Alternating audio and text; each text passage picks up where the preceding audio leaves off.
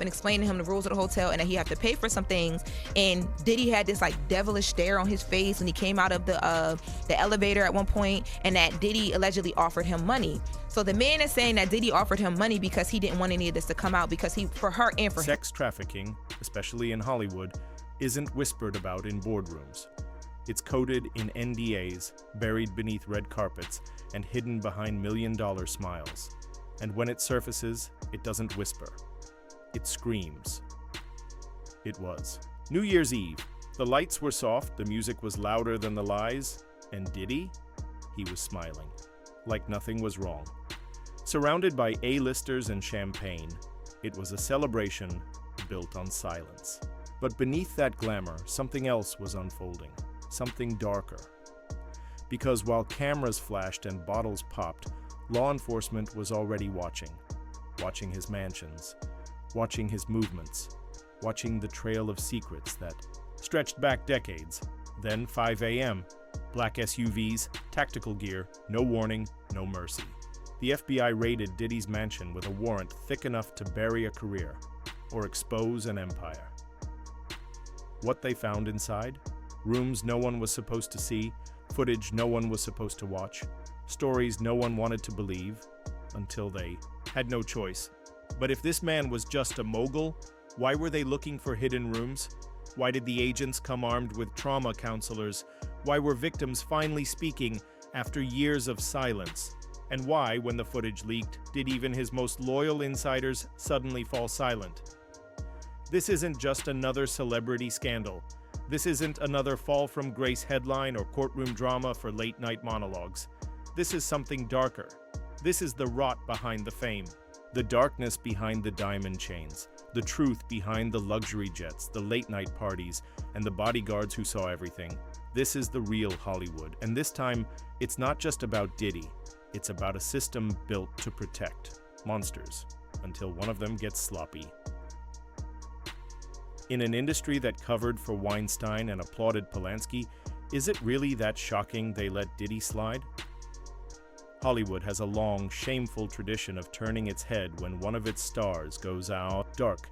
It's not about morality, it's about money. And Diddy? He was a cash machine. Music, clothing lines, vodka brands, reality shows. Every time his name popped up, it meant ratings, revenue, and relevance. So when the rumors started, the ones about secret parties, silent settlements, and no camera zones, people in power didn't ask questions. They just asked how to spin it. The machine kicked in, like it always does. Crisis PR teams on retainer, legal threats disguised as contracts, victims bought into silence, and executives nodding behind closed doors saying, "Don't rock the boat." It wasn't just Hollywood that looked away. The music industry played along too. Labels signed artists they knew were trapped in his orbit. Radio stations blasted his tracks even as whispers grew louder. Celebrities partied with him, posed with him, posted about him, because in this world, clout is currency, and no one wanted to be cut off. Media insiders knew, PR teams knew, managers knew, they just didn't care. Until the public did. And even then, it wasn't about justice. It was about control, about managing the fallout, about making sure the truth never hit the headlines unfiltered. Diddy wasn't just a man, he was a brand, a symbol of excess, power, and escape.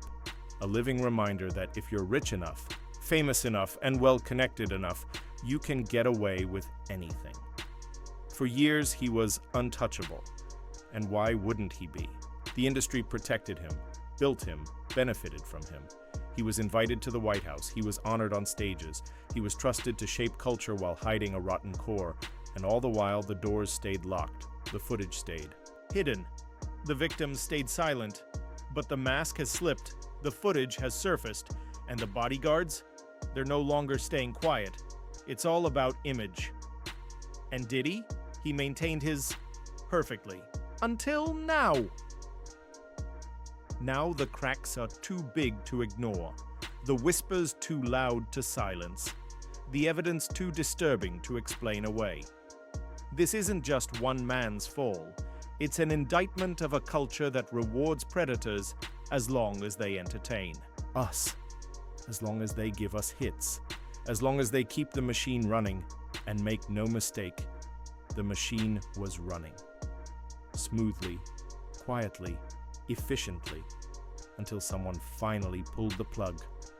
So here we are, watching the empire shake, watching handlers scramble, watching celebrities unfollow in real time while pretending they had no idea, but they knew, everyone knew. They just needed someone else to take the first step. Now, with each leaked video and insider confession, the illusion fades, and we're left asking the real question: how long can fame shield a monster? When Rosie O'Donnell spoke up, the internet didn't just listen, it exploded. Her words shattered the silence that had surrounded the Diddy scandal for years. "I saw things no one should ever see," she said, her voice heavy with pain and disbelief. And those words opened a floodgate. Suddenly, the whispers that had been circulating in hushed tones behind closed doors burst into the public eye, exposing a world darker and more disturbing than anyone imagined. The abuse allegations came first. Stories from former employees, young artists, and insiders who described a toxic environment rife with manipulation and control. It wasn't just about excess or partying, it was about power wielded as a weapon.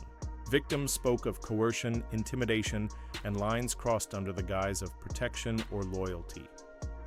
Then came the raids. Early one morning, the FBI descended on Diddy's mansion with warrants in hand, seizing computers, phones, and secret files that had long been rumored but never confirmed. The footage obtained in those raids was staggering: private parties, clandestine meetings, and suspicious exchanges, all captured on surveillance cameras. The very same cameras that had once been dismissed as paranoia now told a chilling story, and then the rumors that once sounded too bizarre to be true began to gain disturbing credibility. The so-called baby oil rumor, whispered about in gossip columns and social media threads, took on a darker, more sinister meaning. Multiple sources hinted that it was a code for something far worse, a sign of how far the exploitation went behind those locked doors. Private flights, NDAs, hush money, the picture became clearer and more horrifying. The layers of protection around Diddy were not just about PR damage control, they were about keeping a dangerous secret buried. Former insiders revealed that non-disclosure agreements were handed out like candy, silencing victims and witnesses alike. Confidential settlements lined up behind closed courtroom doors, trading truth for silence. You'd think the man was running a record label, not a cult, and yet that's exactly how it felt to those trapped inside the inner circle.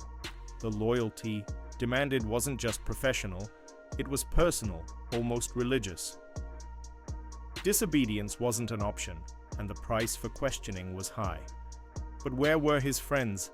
The very same artists who once danced alongside him in music videos and social media posts, now ducking reporters, avoiding questions, and deleting old pictures. Their silence spoke volumes.